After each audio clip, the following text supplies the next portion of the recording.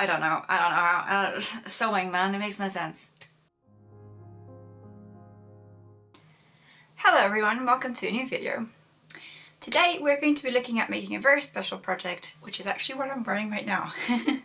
For those of you who are new here, I've spent the last year in Glasgow, Scotland, doing the Masters in Dress and Textile Histories at the University of Glasgow. It's been hell of a ride moving across the country, but I really enjoyed my degree and I loved it. My graduation was last week and we had known the date for a little while, but it's that sort of situation where it's something that it's so far in the future that you don't really think about it, and when you do think about it, it's actually quite close to the date. But then in early November they released their dress code for the graduation and I realised I don't have a dress. And oh damn, it's soon. I panicked a little because their dress code was just a dark suit with a white blouse or a white or black dress. So in early November I actually realised that I didn't have a dress for the graduation. And then I thought, I'm graduating from dress history and I sew. Surely this is the time. I'm a very indecisive person, and while I had a couple of ideas, there was so much that could be done with this sort of vague but somehow really limiting dress code. I had a couple of ideas but I couldn't really latch onto anything or decide, so I asked on my Instagram stories, you know, I always resort to that, for a couple of suggestions, just even like decades or styles, and I got some really good ones, but I also only really had a month to get my materials in, to draft patterns or if I needed to, or in to make the actual thing. So I had to be a little bit selective, but I did actually end up picking something that I had originally thought of but hadn't really latched onto, which was an Edwardian lingerie or lawn dress. I'd been meaning to make one of these dresses ever since I got my own extant of last year, I want to say. Yeah, I think it was early last year. I did a video about it, I'll insert a link down below if you're curious to see. It's a really lovely dress. But this kind of dress is a lot of work, it's a lot of lace insertion, and so I've been sort of putting it off. But I thought to myself, as long as I do it mostly by machine, I should be able to do it. I mean, the Edwardians would have done it by machine, so why shouldn't I? So with my dress code, that gave me two options in terms of colour. It would have to be a black or a white dress. Now traditionally lawn dresses or lingerie dresses, at least all that I've seen, are usually traditionally in white. And this is because they were summer dresses, they were very light, and you know, it's just that kind of Edwardian vibe. However, I'm not in an Edwardian summer, I am in a Scottish winter in a perfectly gothic university, and I thought, surely this is my dark academia dream, this is it. And I already had some leftover cotton voile, black cotton voile from my previous Edwardian dress, and I thought, you know what, sorted. I started this about the second week of November. I ordered my materials on the 1st and by the 2nd they had arrived. I used my altered version of the truly Victorian E41 1903 plain blouse waist. I've used this pattern before, and because it's quite a loose fit I really wasn't too concerned about it not fitting. I also used the sleeves from this pattern. I decided to use my recent Edwardian skirt draft. I'll link that video down below if you haven't seen it. It's drafted from a freely available book on archive.org and it has a really lovely silhouette. But first I had to make sure I had enough fabric for it. And I did, but only just. I cut out my pieces and then I sewed up all the seams with French seams until I had a vague blouse and skirt shape.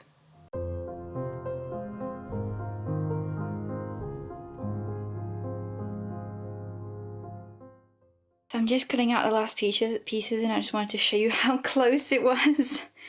I didn't end up measuring how much fabric I had left, but I estimated about 4 to 5 meters, and I've managed to just squeeze out the skirt with the extensions, the bodice and the massive sleeves.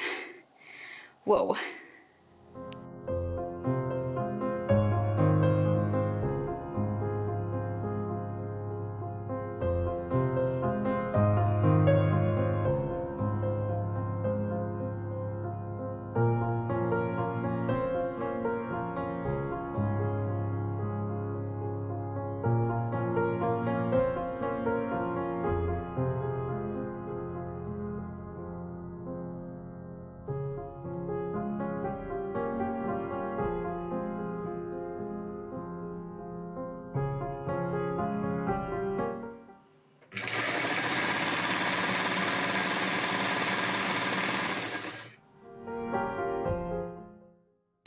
Okay, so I just wanted to do a really quick update. I can't remember where I last left off, but I might have just cut out all the things, and then I did French seams for all of the seams, and now I've just put it on my dress form with all of the undergarments. So under here we have the Edwardian corset, the corset cover, the boob pad, and the petticoat. The skirt has some slack in it because I thought I would do some vertical pin tucks, and so I added a little bit to the pattern for that. And then this overlap here is because after some difficulties with some recent costumes, and especially because I want to be able to use this as a blouse by itself, I really want this to be able to fasten by myself, which means a front closure.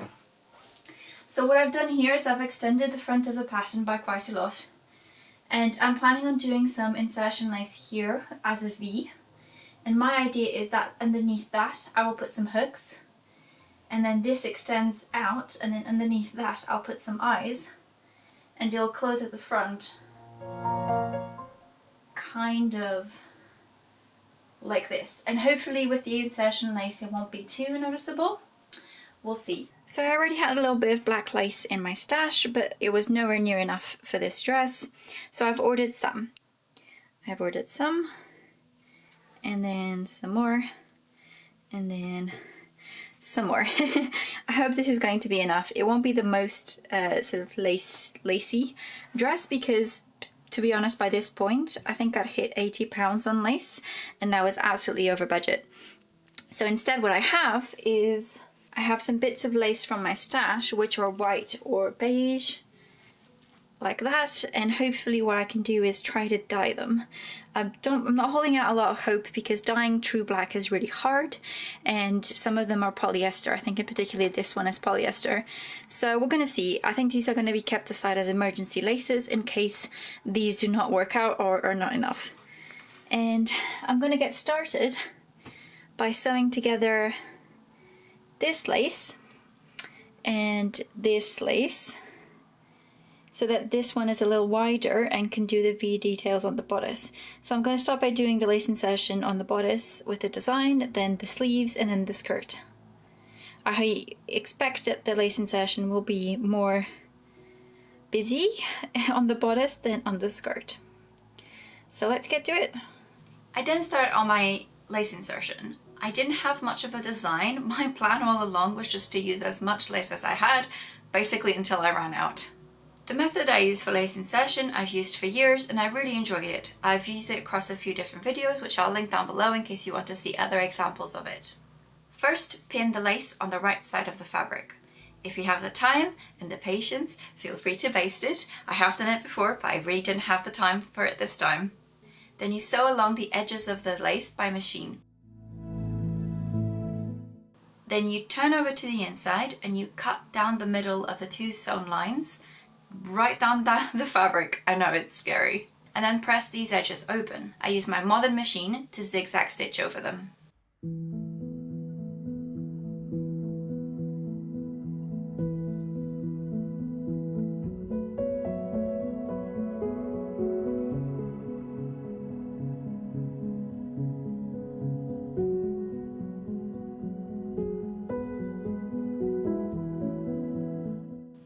Then I trim back the fabric.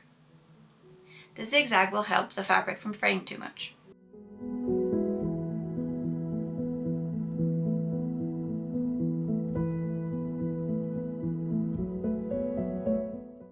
I then added some pintex to the back of the blouse. I will also add some for the skirt. This is a really common decorative feature in Edwardian clothes.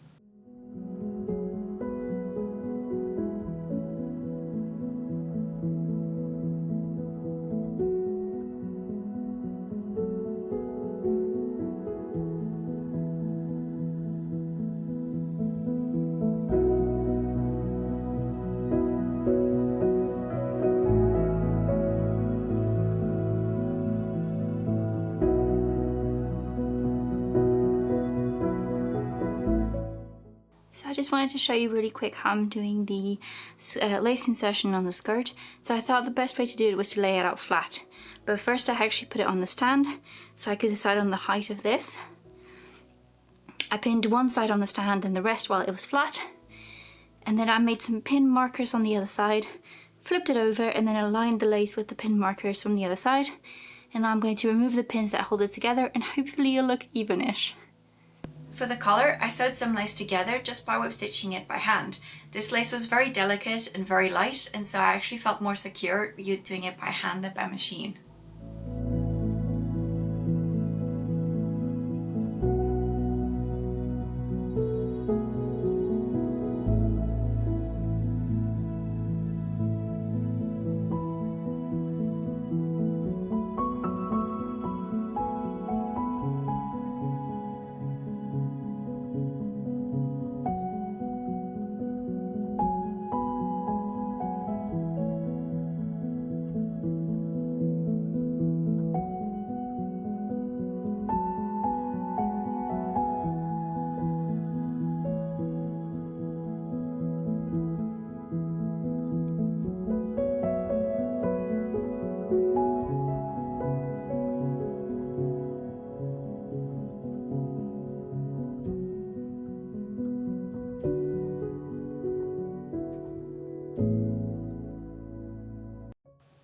Quick update.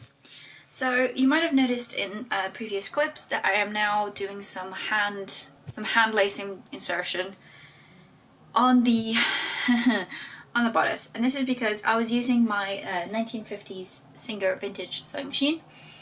I broke a needle on it, and I think that might have done something to the timing of it or the tension or something, because it's not sewing right.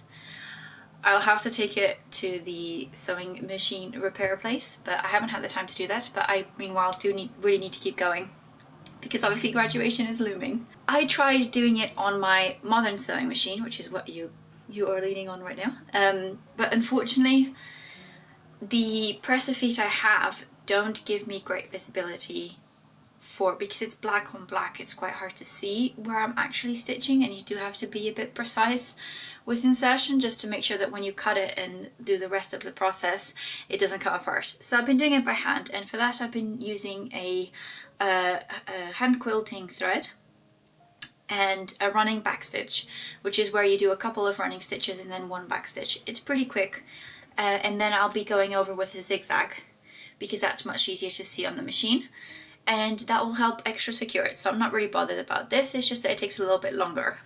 But I thought I would explain it to you why. I've also just ordered a new foot for my my sewing machine. I find I haven't really invested a lot in accessories, even though they can really help with your sewing. So maybe have a look around, it might be that you'll find something useful for you.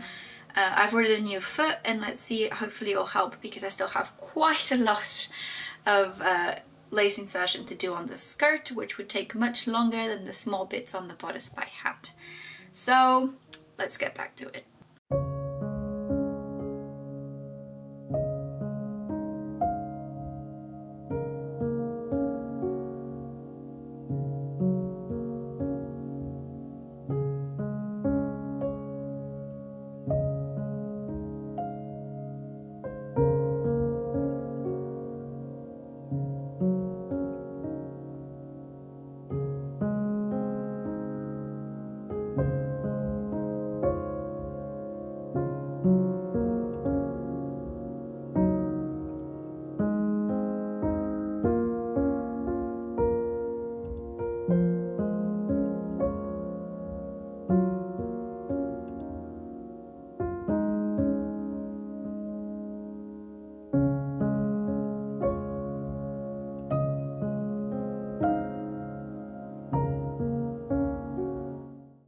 Is this too much lace? Can you ever have too much lace? So I finished the lace insertion on the bodice, and I just wanted to show you what it looked like. I think it looks nice, and I've just added the collar. I think that's the footage you just saw, and the bodice is pretty much nearly done. I'm just gonna have to gather it and add sleeves. I'm ignoring the sleeves for now. And I just wanted to talk really quickly about the closure again. So I noticed that I left an overlap here just for ease of closure, but then obviously this is all lace, so that was all visible. So I trimmed it back, and now I'm actually just going to add one strip of lace here, which is where the snaps will be.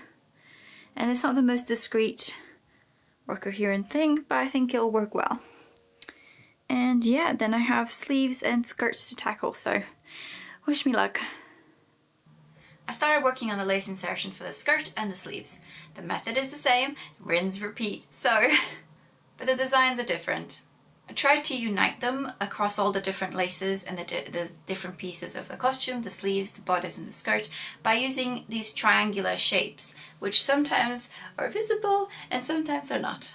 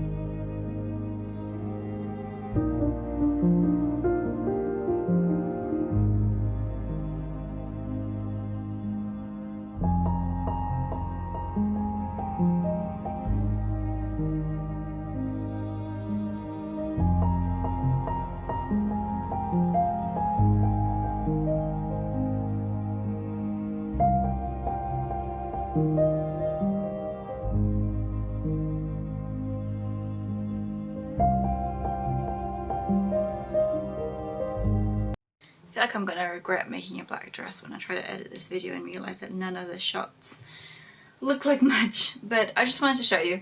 I must have shown you. I did some lace insertion on the sleeves, and then I also did 2 pin tucks across the elbow area because I thought that would look cute. I always mark my sleeves with the center front on the underarm, so that helps prevent me getting them wrong. And then I just wanted to show you the cuff. So this is a bit of a tall cuff. It's about 3.5 inches wide, and it's just made of the same cotton. I've just ironed the seam allowances in, and then to finish the sleeve itself, I did a French seam across the side. I did not match up the lace properly, but you know what? I can't be bothered. So then I gathered the cuff, and I also tried it on to make sure that it went over the widest bit of my hand, which is this, and then settled like over here. And then I sewed that by machine. And now what I'm going to do is I've just ordered some buttons, because the way this scarf is going to close is it's going to have some buttons on one side and probably loops or chain stitch or something that grabs them over. I haven't quite decided what yet, but I thought I have a lining for this cuff of the same fabric, just another layer. And I think I'm going to do the loops or whatever I actually do as a closure before I add the lining, just so it hides it and it's a little bit cleaner. So I'm kind of stuck on the sleeves for now. I might just attach them anyway, because that's whatever.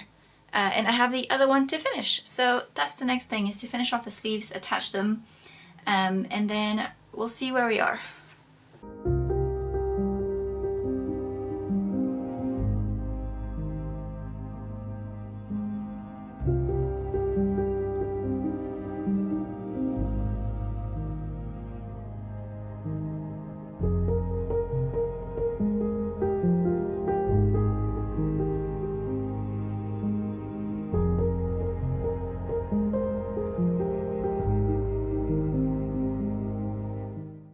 So I just wanted to give you guys a really quick update. So you might have seen me sew on one snap. I then had to sew on a lot more. So that took a while, but it's done. I used smaller ones where it was more delicate, and then slightly bigger ones where there would be more tension or there was more fabric where it wouldn't be as noticeable. This I think works well. I must have shown you that I cut away this bit under the lace insertion and just added a strip of lace here. I also tried it on just to make sure that everything fit okay, and then particularly the armhole was okay because I just set in the sleeves by machine. And so the next step is actually just to finish this seam, and to do that I'm just gonna trim back the seam and then cover it in this lace by hand. I just find that the easiest method and it works okay for me.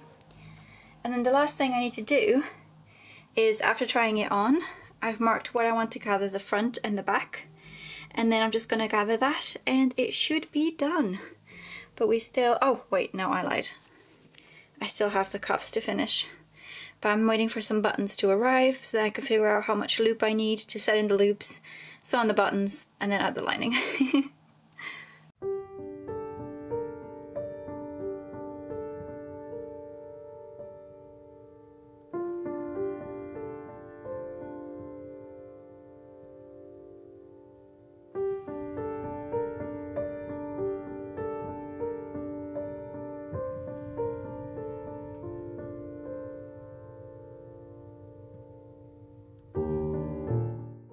I gathered the blouse by sewing a line of running stitches and then pulling it on me when I was wearing the correct undergarments.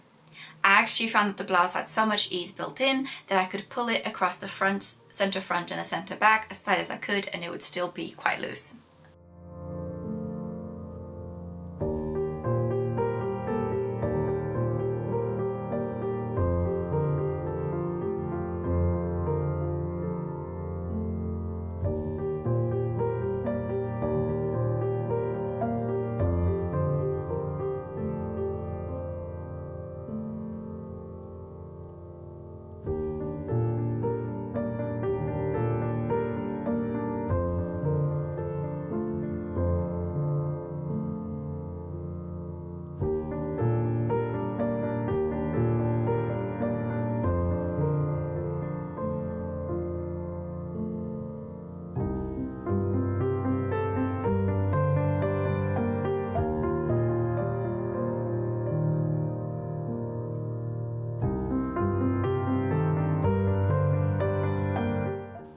I added the cuff lining by hand and then buttons and loops.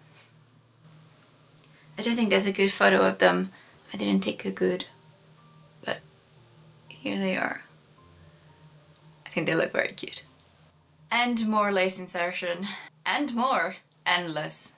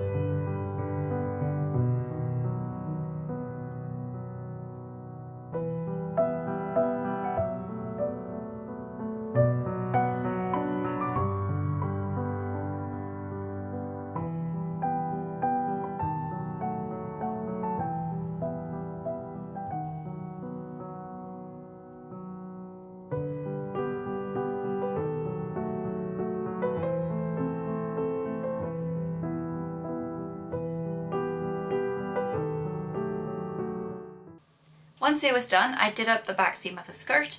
It's much easier to do lace insertion when you can lay your piece flat, and so that's why I left the skirt back seam undone for so long.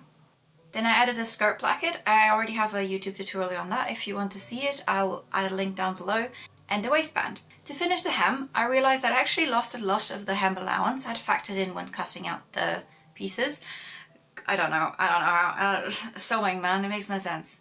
So my best option was actually a hem facing. However, I had none of the cotton left, so instead I had to ransack my stash and find out that actually I have like no black fabric in my stash. I don't know. I ended up using tarlatan, which was actually the only black fabric I had in my stash, but it was also, I was planning on using it anyway. I was just going to sandwich it between the skirt hem and a different fabric, because the hem needed a little bit of stiffness and weight to really give it an extra, you know, no, that's a terrible word, a little extra something. I cut it to be 3.5 inches wide, and then I pressed in one of the long edges in by I think 1/4 of an inch. And then I shaped it with a slight curve. I feel like this would really help me when I turn it inside, and it would already have a little bit of a curve to allow for the skirt curve. It's sewn to the right side of your hem, then pressed over to the inside and hand sewn down by hand.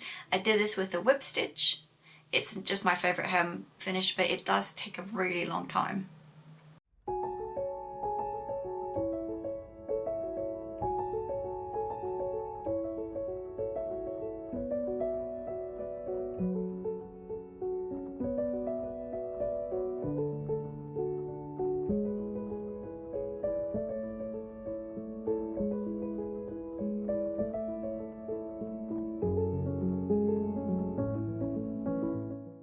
Hey guys, so I'm just getting ready to go to my graduation ceremony, and I just wanted to show you really quick what my undergarments are, because I picked a summer dress for a winter graduation in Glasgow. So I've had to, you know, do a bit of non-historical stuff. So firstly, I am wearing thermal tights, then I'm wearing 2 polycotton petticoats, and then I have a corset in here which you can't quite see, but I also have a linen tank top I made, acting as sort of a chemise. Then the corset, it's like my Edwardian corset, you've seen it on the channel before, and then I have a fleece lined thermal shirt. So one of the really important things about this dress is that it needs something underneath to contrast, otherwise the lace insertion just kind of gets lost because it's all black. So wearing all white undergarments will make hopefully the lace insertion pop. And now I still have to do my hair and get the dress on, and I'm running late, so I'm gonna go. And hopefully I can insert some footage of the dress being worn now.